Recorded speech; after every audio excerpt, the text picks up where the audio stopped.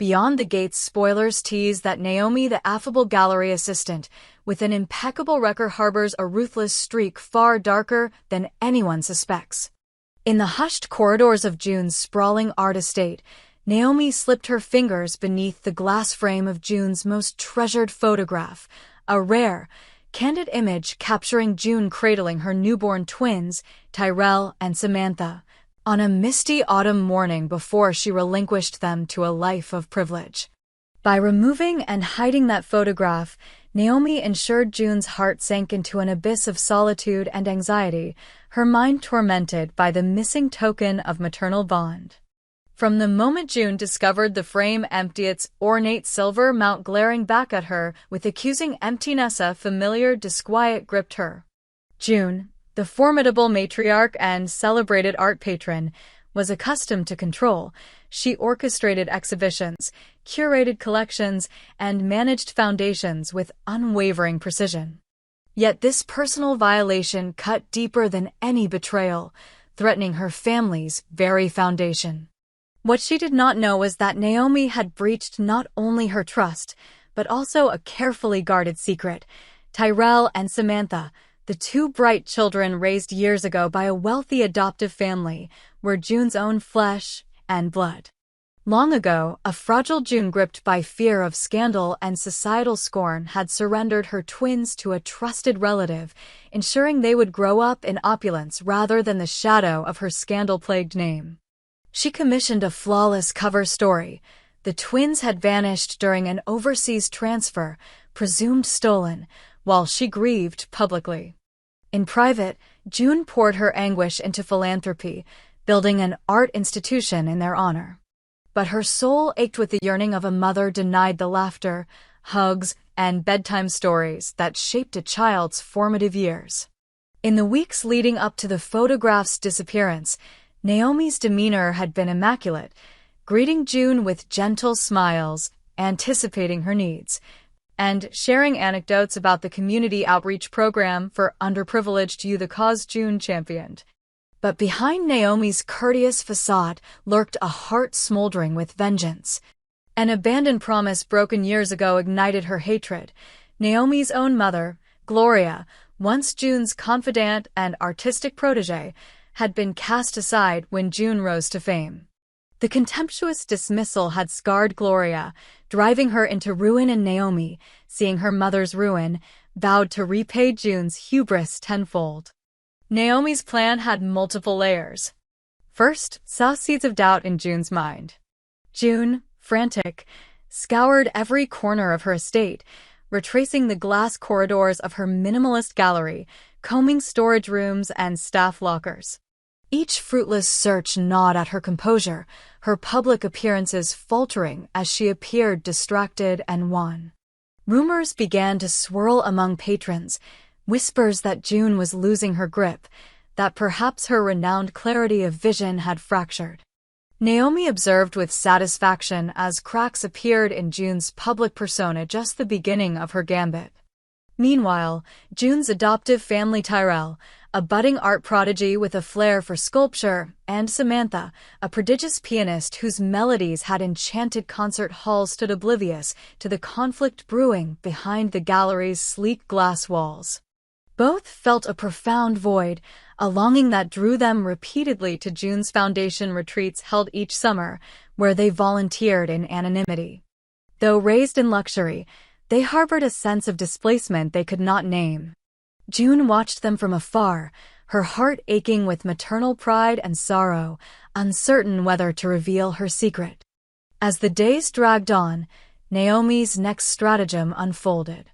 She discreetly trailed Tyrell and Samantha at a foundation gala, capturing their interactions in candid photographs. These images, when revealed, would ignite scandal. The revelation that June had clandestinely met with the heirs she publicly mourned as lost. The press, ravenous for salacious details, would pounce. Naomi's plan hinged on timing, waiting until June was sufficiently destabilized by the missing photograph that any further shock would topple her globe of carefully stacked reputation. Inside the gallery, June's nights grew restless. She dreamed of the photographer's chubby hands clutching her finger, twins' laughter playing in golden sunlight only to awaken to its absence. Her dreams took on a feverish quality, merging reality with longing. Each morning, she descended the curving white stairs to the grand foyer, expecting to find the image restored, but its absence lingered like a wound. Unbeknownst to June, Naomi reveled in these orchestrated tremors. She found excuses to delay reporting the photograph's recovery, feeding June's paranoia. In private messages, she professed loyalty, feigning sympathy. "I'm so sorry, MS. June. I'll search the archives myself." But her inquiries led June nowhere. With each sympathetic glance, Naomi's pleasure deepened. Beyond cosmetic displays of concern, Naomi activated her final move, confronting June with the secret of Tyrell and Samantha's lineage. She slipped into June's private study one evening, depositing an unmarked envelope on her mahogany desk. Inside lay the candid gala photographs, Tyrell leaning tenderly on June's shoulder, Samantha offering her mother a rose and a single, typed line, "They are yours. They have always been yours. The world must know." When June found the envelope, her breath caught. Her pulse fluttered as adrenaline and dread intermingled. She stared at the images, each frame a dagger to her heart. She felt cornered, expose her deepest secret and risk the twins' future, or suppress the envelope and potentially lose them forever. June's mind raced. Revealing the truth now would unleash waves of scandal tabloids descending, adoptive parents enraged, Tyrell and Samantha's lives upended. Yet hiding the truth risked Naomi's threat public exposure without June's control. Under the gallery's pristine chandeliers, June convened an emergency board meeting. Her inner circle trusted curators, legal counsel, and her chief of staff sat stiffly, awaiting her directives. June's voice, though measured, quivered with urgency. "An internal breach has occurred. A photograph has been stolen, and personal records compromised. I require absolute discretion as we address this matter." Her staff exchanged wary glances. In the art world, discretion was currency, but this level of secrecy denying press inquiries, tightening security signaled a crisis of unprecedented scale. Days later, Naomi attended a private champagne reception hosted by June to thank top donors. June, clutching champagne flute and plastering on an unshakable smile, announced a surprise acquisition unrelated to family, steering conversation away from personal matters. But Naomi's eyes bored into June's secret triumph shining behind her poised facade. As the reception wound down, June slipped away to her study and retrieved the envelope Naomi had left. She tucked it into a hidden compartment beneath her desk, breathing shallowly as she weighed her next move. She knew Naomi's betrayal ran deep-rooted in old wounds she had inflicted on Naomi's family. June's own guilt flared. Had she been so consumed by ambition that she discarded Gloria's daughter-in-law to protect her reputation? The recognition of her own moral failings stung more than any external scandal. June resolved to confront Naomi directly. She summoned her to the study, heart pounding as she awaited Naomi's arrival. When Naomi entered, poised and unflappable, June closed the distance between them. "Why did you take the photograph? Why attack me in this way?" June's voice wavered. Naomi inclined her head, eyes cool. "Perhaps I'd like to see you suffer as my mother did. Or perhaps I'd like you to see that blood binds us beyond wealth and status. These children you abandoned, they are not trophies for your foundation.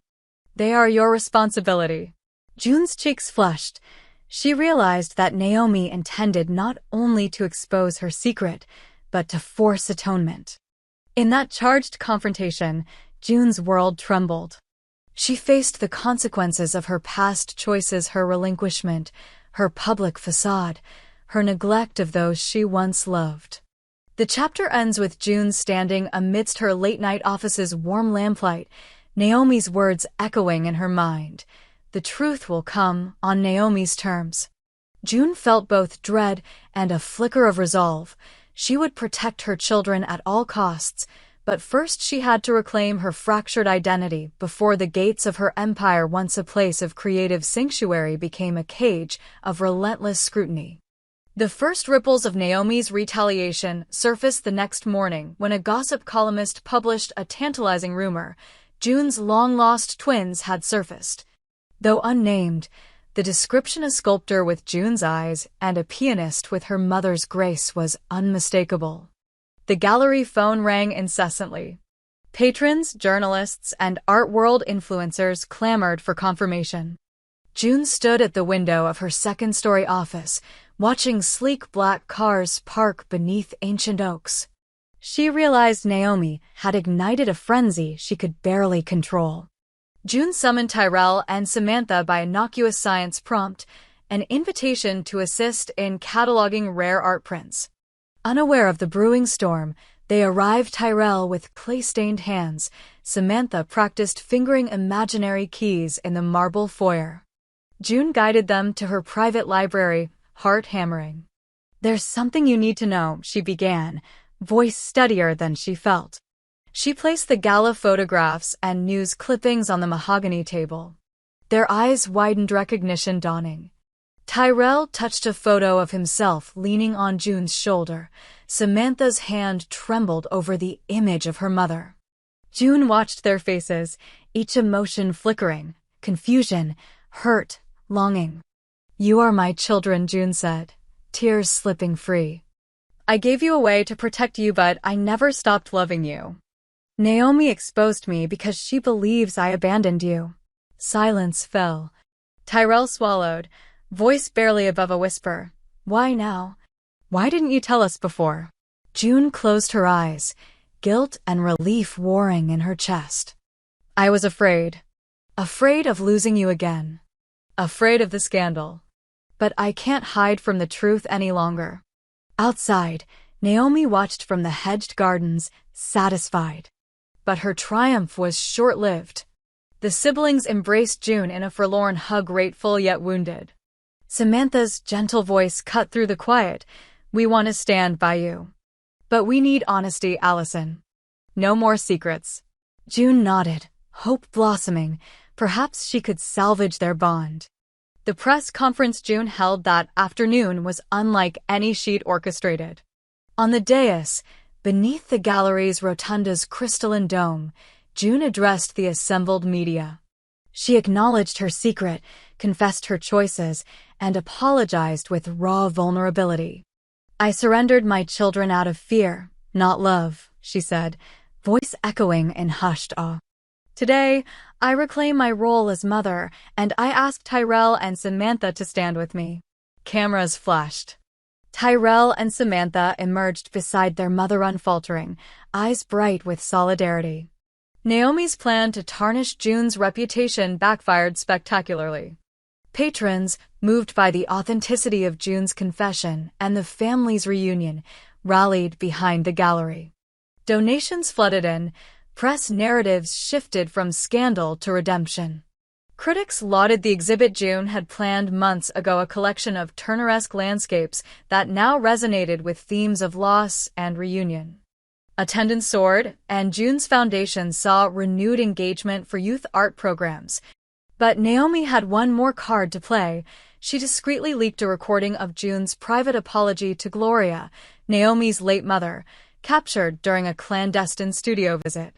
The tape, raw and unedited, revealed June's regret over dismissing Gloria's talents and her unwitting neglect of Naomi.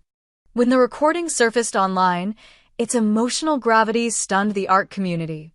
Gloria's former assistants and old colleagues descended on the gallery, demanding June right the wrongs done to her muse. Confronted by Gloria's legacy, June organized a commemorative exhibition honoring Gloria's works, paintings, and sketches long hidden in her private collection. She invited Naomi to co-curate as a gesture of atonement and alliance.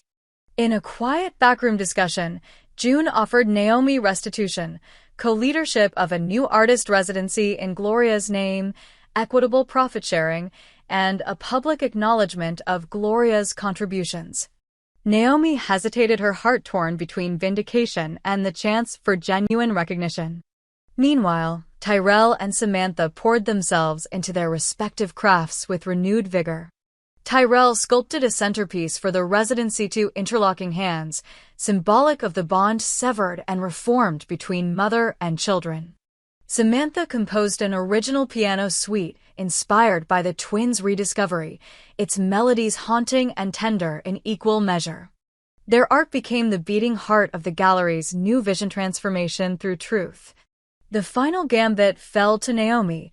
She attended the residency's inaugural ceremony, her expression inscrutable. As June presented Naomi with a commemorative plaque in honor of Gloria Underwood by the Thomas Foundation and Naomi Underwood, the audience erupted in applause. Naomi stepped forward, her voice steady as she addressed the crowd. Healing begins when we acknowledge the past. Today, I join June and her children in honoring my mother's memory and our shared journey toward truth. Her words marked a pivotal shift from vengeance to collaboration. In the months that followed, the Thomas estate thrummed with renewal. The residency for young visionaries blossomed, attracting emerging talent from around the globe. Tyrell's sculptures graced city plazas, Samantha's compositions featured in concert halls, June's gallery regained its place at the heart of the art world. And Naomi, once a saboteur, now stood as Gloria's champion and June's ally. Yet beneath the restored harmony, a subtle tension lingered, remnants of old wounds and unspoken complexities. Though Naomi had stepped into the light of reconciliation, her gaze occasionally drifted to quiet corners where shadows lingered. June, ever watchful, kept her hand near the hidden envelope, the memory of Naomi's ultimatum, a reminder of the thin line between trust and betrayal. On the eve of the gallery's first anniversary since the revelations, the four stood in the rotunda. June, Tyrell, Samantha, and Naomi bathed in the soft glow of the chandelier. They exchanged smiles tempered by the scars they bore. June raised a glass, to truth, to family, and to the art that binds us. They clinked crystal, the sound resonating like a promise. As the camera panned out through the gallery's towering doors and into the night sky, a hush settled over the celebration, as though the building itself exhaled in relief. Yet the heart of the story had only just reached its crescendo. In the weeks that followed, the quartet June, Naomi, Tyrell, and Samantha found themselves at a crossroads where forgiveness, ambition, and the promise of uncharted futures intertwined. June retreated briefly into solitude, seeking solace in the very landscapes she had curated for her Turner-inspired exhibit. She spent early mornings walking among canvases that had once symbolized loss, now they whispered of renewal. Each brushstroke mirrored her own evolution, reminding her that transformation was never final, but an ongoing act of creation. She journaled daily, bearing her innermost fears and hopes, and in those private pages, she laid the groundwork for a memoir, not merely a recounting of scandal, but a meditation on motherhood, art, and the courage to face one's own legacy. Naomi, too, faced a personal reckoning. Serving as co-curator brought her immense satisfaction, yet she grappled with lingering bitterness. In the artist residency's sunlit studio wings, she found herself sketching a series of self-portraits that captured the tension between daughter and betrayer, muse and saboteur. At night, she revisited her mother's journals in a small reading nook carved into the studio's east wing, reading Gloria's reflections on creativity and belonging. The more she absorbed, the more Naomi recognized that justice without compassion would offer no true peace. She began extending mentorship to other young artists, channeling her drive into uplifting voices that might otherwise be silenced, a quiet restitution for the harm she had caused. Tyrell and Samantha embarked on collaborative projects that elevated both their artistic practices and their bond with June and Naomi. Tyrell's sculpture of interlocking hands became the visual emblem of the residency's mission. It was replicated in miniature as part of a traveling exhibit celebrating family and memory. Samantha's piano suite, titled Echoes of Home, was performed at benefit concerts whose proceeds funded scholarships for underprivileged youth. They often performed and unveiled pieces side by side, each blending their mediums into immersive installations, Tyrell's metal frameworks cradling Samantha's live compositions. One crisp autumn evening, the gallery hosted a special eventa retrospective titled Blood and Brushstrokes, The Underwood Thomas Legacy. Curated jointly by June and Naomi, the exhibit traced Gloria's early sketches, Naomi's emerging works, June's classic collections, and the twins' contributions. Press outlets heralded it as a landmark in contemporary art history, a testament to generational dialogue and reconciliation. At the opening, June delivered a speech that brought many to tears. She spoke of the threads that bind families, of secrets that suffocate hearts, and of the alchemy that transforms betrayal into beauty. Outside the gallery's grand entrance, a statue of Tyrell's interlocking hands stood under floodlights, its shadow dancing across the plaza. Families strolled beneath it, children gazed upward in wonder, and elderly patrons wept quietly at the sight. The city, once divided by rumors and speculation, now embraced the story of reconciliation as its own. Yet the path ahead remained uncertain. In a private meeting following the opening, June and Naomi recounted how far they had come and how far they still had to go.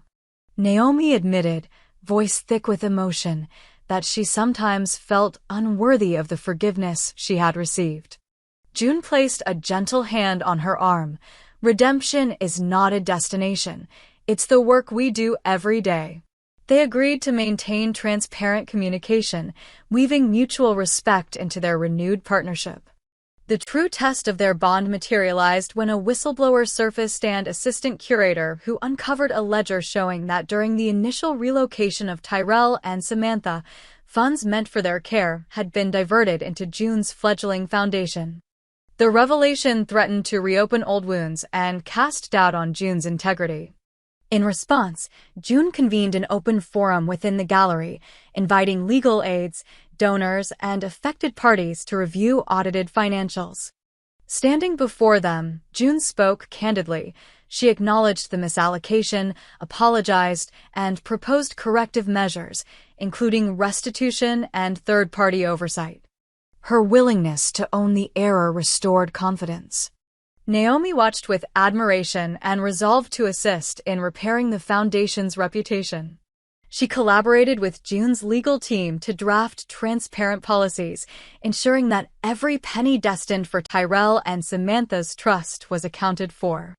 The twins, too, took active roles, Tyrell liaising with financial auditors to guarantee integrity, Samantha organizing community concerts to raise awareness of philanthropic accountability.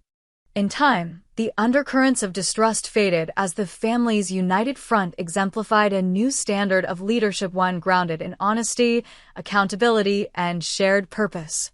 Quiet moments, Sunday brunches at June's countryside villa, late-night art sessions in Naomi's studio, impromptu piano recitals in the garden courtyard wove the fabric of a genuine family tapestry. The final scene unfolded on a winter solstice, precisely 1 year after the photograph's disappearance. Under a vaulted glass ceiling frosted with snow, June unveiled a new installation, a floor-to-ceiling grid of framed reproductions of the stolen photograph, each subtly altered, one in sepia tones, another overlaid with delicate charcoal, a third etched in silver leaf. At the center hung the original frame, empty but for a single spot lamp illuminating its polished mat. Beneath it lay a plaque. Memory is not held in a single image, but in the spaces between. Tyrell and Samantha stood on either side of their mother, hands entwined. Naomi watched from the edge of the gathering, her eyes bright. Guests tipped their heads, sensing the poetry of absence and presence. A hush enveloped the gallery as June addressed the crowd. Art teaches us that the void is as meaningful as the form. Our lives are shaped by what we see, and by what we cannot see. We honor what was lost, what has been found, and the journey that took us from shadows into light. Soft applause swelled into a standing ovation. As the family closed the circle, the city beyond the gates seemed to pulse with renewed faith in the power of truth and the transformative beauty born of reconciliation. In that moment, the tale of Naomi, June, Tyrell, and Samantha reached its poignant finale, yet also unfurled into the promise of unwritten chapters beyond the gates.